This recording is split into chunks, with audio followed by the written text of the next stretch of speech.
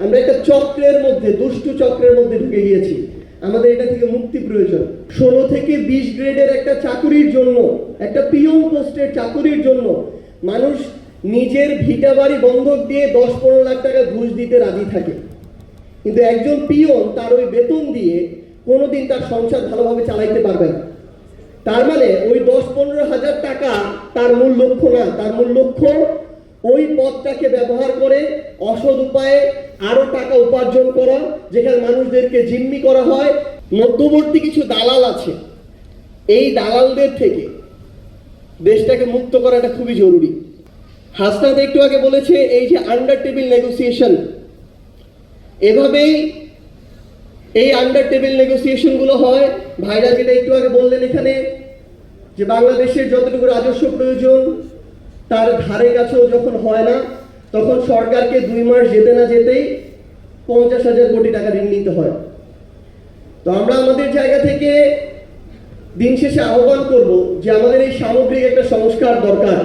আমরা গ্রামে দেখি 16 থেকে 20 গ্রেডের একটা চাকুরির জন্য, একটা পিয়ন পোস্টের চাকুরির জন্য মানুষ নিজের ভিটা বাড়ি বন্ধক দিয়ে 10-15 লাখ টাকা ঘুষ দিতে রাজি থাকে, কিন্তু একজন পিয়ন তার ওই বেতন দিয়ে কোনোদিন তার সংসার ভালোভাবে চালাইতে পারবে না। তার মানে ওই 10-15 হাজার টাকা তার মূল লক্ষ্য না। তার মূল লক্ষ্য ওই পদটাকে ব্যবহার করে অসৎ উপায়ে আরো টাকা উপার্জন করা, যেখানে মানুষদেরকে জিম্মি করা হয়, যেখানে অনেক মানুষের সাথে বৈষম্য হয়, অনেক মানুষের সাথে অন্যায় হয়, যেখানে মানুষ তার ন্যায্য অধিকারটা পায় না।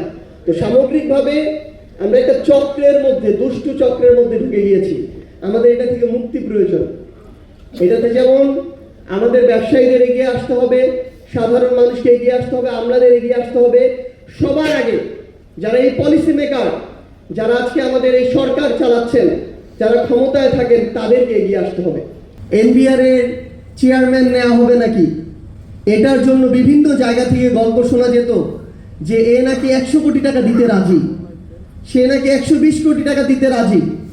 কেউ বলছে 150 কোটি হলেও সমস্যা নাই, আমরা দিব, কিন্তু আমাদের যদি কোনোভাবে ওইখানে চেয়ারম্যানটা বসে। এখন যখন চেয়ারম্যান কে বসবে তার প্রোফাইল সম্পর্কে ওই দায়িত্বশীলরা জিজ্ঞাসা করে, তখন যিনি ওই চেয়ারম্যানের সুপারিশ করেন তিনি আবার বলেন ওই চেয়ারম্যান নাকি শতভাগ সৎ।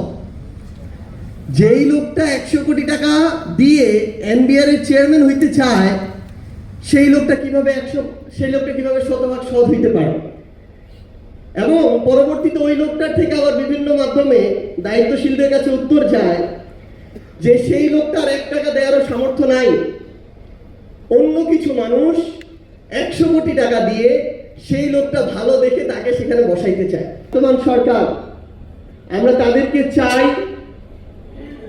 তারা তাদের জায়গা থেকে যেন আমাদের কাঙ্ক্ষিত বাংলাদেশ গড়ার নেতৃত্বটা, যার সবচেয়ে ক্রুশিয়াল সময় আগামী 5 বছর, তারা যেহেতু সরকারে আছে, তারা যেন এই নেতৃত্বটা নেয়, নেতৃত্বটা দেয়। তারা যেন এটা মনে রাখে যে তারা যত অপচেষ্টাই করুক না কেন, তাদেরকে যতজন যতভাবে প্রভাবিত করুক না কেন, কিংবা তাদেরই যতভাবে এটাকে ভিন্ন খাতে নেয়ার ইচ্ছা থাকুক না কেন, তারা চাইলেও এটা আগামীতে করতে পারবে না। আমরা করতে দিব না।